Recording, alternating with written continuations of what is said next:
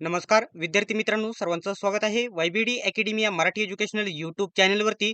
विद्यार्थी मित्रांनो, बृहन्मुंबई महानगरपालिकेमार्फत बेस्ट उपक्रमामध्ये बीएमसी मध्ये बेस्ट वाहक म्हणून या ठिकाणी बस वाहक म्हणून 364 जागांसाठी जाहिरात प्रसिद्ध झालेली आहे. फॉर्म भरण्याची प्रोसेस देखील अर्ज प्रक्रिया सुरू झालेली आहे.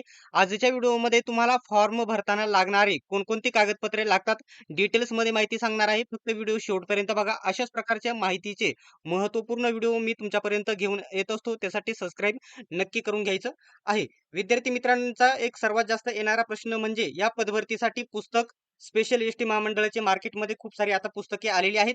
ते पुस्तक कोणतंही पुस्तक घ्यावं की नाही, तर तुम्ही सर्वात पहिल्यांदा कोणताही बॅच घेताना किंवा कोणताही अभ्यासक्रम असताना या ठिकाणी कोणताही पुस्तक घेताना त्याचा अभ्यासक्रम तुम्हाला बघणे महत्वाचं आहे.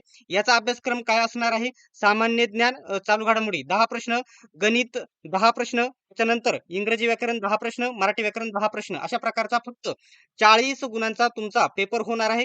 एसटी महामंडळ किंवा बस वाहक याच्याबद्दल कोणत्याही प्रकारचे तांत्रिक प्रश्न तुम्हाला याच्यामध्ये विचारले जाणार नाही. अभ्यासक्रमामध्ये असं दिलेलं नाही. त्याच्यामुळे कोणत्याही प्रकारचं स्पेशल एसटी महामंडळ भरती किंवा बेस्ट वाहक बस वाहक महानगरपालिकेचं पुस्तक घेण्याची गरज नाही. तुम्हाला या ठिकाणी जो तुमचा सरळ सेवेचा रेग्युलर अभ्यास आहे तोच कंटिन्यू करायचा आहे. त्याच्यामध्ये तुमचं सिलेक्शन होऊन जाणार आहे. पुस्तकं घेण्याची गरज नाही. खूप सारे विद्यार्थी विचारत होते, त्याच्यामुळे ही गोष्ट सांगितलेली आहे. आता याच्यामध्ये कागदपत्रे कोणती लागतात? विद्यार्थ्यांचा दुसरा प्रश्न असा आहे की जो बॅच बिल्ला आहे तो फॉर्म भरताना लागतो का? हे देखील पुढे सांगणार आहे. व्हिडिओ त्यासाठी शेवटपर्यंत बघा.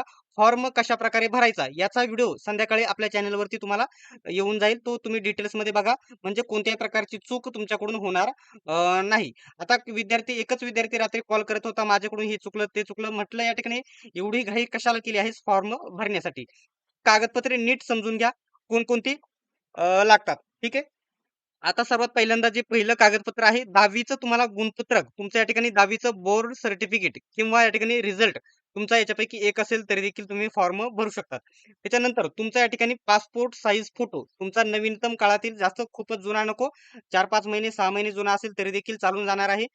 फक्त जास्त जुना नको, 4-5 वर्षापूर्वीचा असा व्हायला नको. तर पासपोर्ट साईज फोटो तुमच्या असणं गरजेचं आहे. त्याच्यानंतर तुमचं सही, सही तर सर्वांकडे आपल्याला असतेच. आता हा मुद्दा इथे गोष्ट याच्यामध्ये नीट लक्षात घ्या. इथं काय म्हटलेलं आहे मी?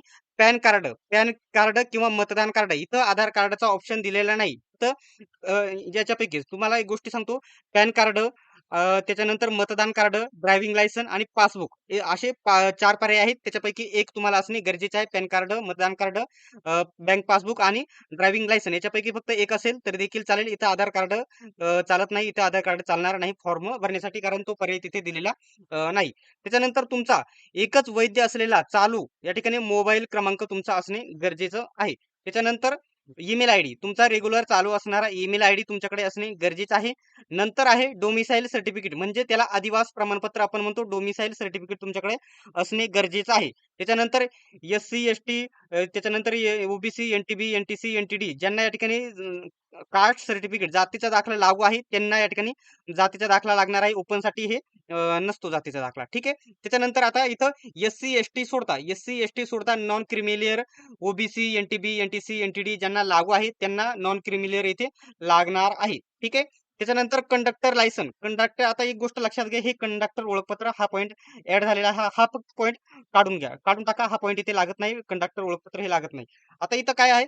कंडक्टर बॅच बिल्ला. आता बघू शकता दोन्ही गोष्ट, कंडक्टर लायसन हे वेगळं आहे आणि कंडक्टर बॅच बॅच बिल्ला असतो तो देखील वेगळा आहे. दोन्हींपैकी तुमच्याकडे दोनही असणे गरजेचे आहे. दोन्ही लागतात तिथे फॉर्म भरण्यासाठी. परंतु या ठिकाणी बॅच फक्त येस नो करायला आहे. लायसन येथे कंपल्सरी अपलोड करायला लागतं. फॉर्म भरतानाच ते तुम्हाला लागते, कारण ते शेवटला अपलोड करावं, तिथे तुम्हाला लागणार आहे. आता या कागदपत्रांचा इथे तुम्ही स्क्रीनशॉट काढून घ्या. ठीक आहे. स्क्रीनशॉट काढून घ्या. इथे तुम्ही ही कागदपत्रे लागतात. फक्त ही कागदपत्र सोडता. कंडक्टर बॅच लागतो, कंडक्टर लायसन सुद्धा लागतं. आता फॉर्म भरताना फक्त हे बॅच अपलोड करायला येत नाही, परंतु कंडक्टर लायसन येथे अपलोड करायला येत आहे. ते कंपल्सरी तुम्हाला अपलोड अपलोड करावी लागणार आहे. जेवढी पण कागदपत्रे सांगितली सर्व तुम्हाला तिथे अपलोड करावायची आहेत. ठीक आहे.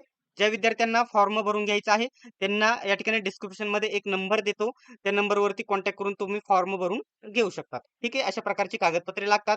सर्वांनी व्हिडिओ शेवटपर्यंत बघितल्याबद्दल धन्यवाद. आपण भेटूयात नेक्स्ट व्हिडिओमध्ये.